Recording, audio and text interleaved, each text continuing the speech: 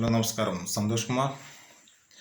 മുണ്ടക്കയിൽ വർഷങ്ങൾക്ക് മുമ്പുണ്ടായ പ്രഭവ കേന്ദ്രത്തിൽ നിന്ന് തന്നെയാണ് 2024 ജൂലൈ 30 പുലർച്ചെയുണ്ടായ ഉരുൾപൊട്ടലുമെന്ന് ഉപഗ്രഹ ചിത്രങ്ങൾ പുറത്തുവിട്ട് ഇസ്രോ ISRO.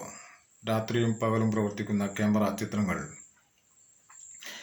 മുണ്ടക്കൈ ചുരൽമലയെ ബന്ധിപ്പിച്ചുകൊണ്ടുള്ള ബേലി പാല നിർമ്മാണം പൂർത്തിയാക്കി സൈന്യം. 190 അടി നീളവും 24 ടൺ ഭാരം വഹിക്കാനാവുന്ന പാലം കണ്ണൂർ വിമാനത്താവളത്തിൽ നിന്നും 18 ട്രക്കുകളിൽ മെറ്റീരിയൽ എത്തിച്ചുകൊണ്ട് 35 മണിക്കൂറിനുള്ളിൽ പൂർത്തീകരണം.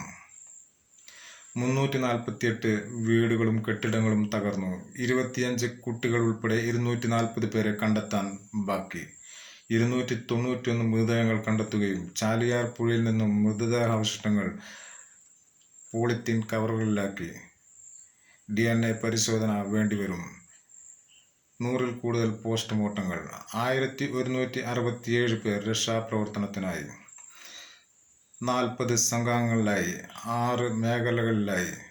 കടാവർ നായ്ക്കൾ, ഐബോട്ട്, ഹിറ്റാച്ചി, JCB ഉപയോഗിച്ചുള്ള രക്ഷാപ്രവർത്തനം 4-ാം ദിവസത്തിലേക്ക്. മുണ്ടക്കൈ, പുഞ്ചിരിമട്ടം, വെള്ളാർമല, അട്ടമല, ചൂരൽമല ദുരന്ത മേഖലകൾ. ദുരന്ത ഭൂമിയിൽ നിന്നും രക്ഷപ്പെട്ടോടി കാട്ടാനക്കൂട്ടത്തിന് നടുവിൽ പുലർച്ചെ വരെ കഴിച്ചുകൂട്ടിയ സുജാതയും പേരക്കുട്ടിയും. കാട്ടിലകപ്പെട്ടവരെ രക്ഷിച്ചുകൊണ്ട് വനപാലകർ. ദുരന്ത മേഖലയിൽ സന്ദർശനം നടത്തി മുഖ്യമന്ത്രി പിണറായി വിജയൻ, ലോക്സഭാ പ്രതിപക്ഷ നേതാവായ രാഹുൽ ഗാന്ധി, പ്രിയങ്ക ഗാന്ധി.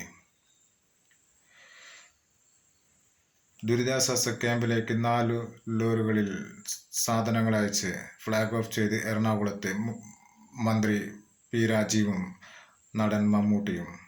മമ്മൂട്ടി 20 ലക്ഷം രൂപയുടെ ചെക്കും മകൻ ദുൽഖർ സൽമാൻ 15 ലക്ഷം രൂപയുടെ ചെക്കും മന്ത്രിക്ക് കൈമാറി. രശ്മിക മന്ദാന 10 ലക്ഷം രൂപ. ജ്യോതി കാർത്തി സൂര്യ 50 ലക്ഷം രൂപ. ഫഹദ് ഫാസിൽ, നസ്രിയ 25 ലക്ഷം രൂപ. കമൽഹാസൻ 25 ലക്ഷം രൂപ. മറ്റ് സംഭാവനകളും എത്തിക്കൊണ്ടിരിക്കുന്നു. മുഖ്യമന്ത്രിയുടെ ദുരിതാശ്വാസ നിധിയിലേക്ക് സഹായം ചെയ്യുക. എൻ്റെ വീഡിയോകൾ കൂടുതൽ കാണുന്നതിന് വേണ്ടി ലൈക്ക് ചെയ്യൂ, ഷെയർ ചെയ്ത് സബ്സ്ക്രൈബ് ചെയ്ത് സഹകരിക്കൂ.